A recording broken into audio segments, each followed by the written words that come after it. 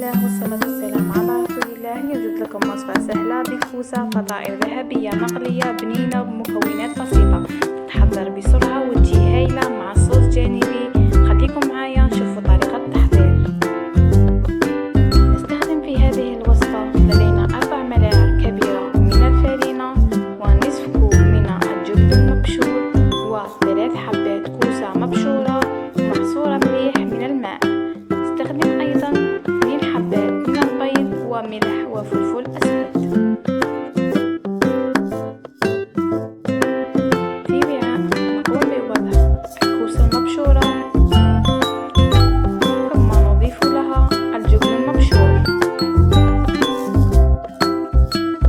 بعد ذلك أضيف لها 2 حبات من البيض وقليل من الملح والفلفل الأسود والفرينة حتى نتحصل على خليط متماسك.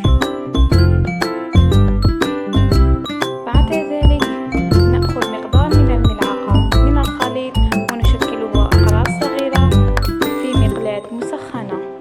وهذه وصفة اليوم، فطائر الكوسة المقلية سهلة وبنينة. جربوها وقولوا لي رأيكم، وما تنسوش تدعموني في جربتها قبلك. إلى الوصفة القادمة بإذن الله.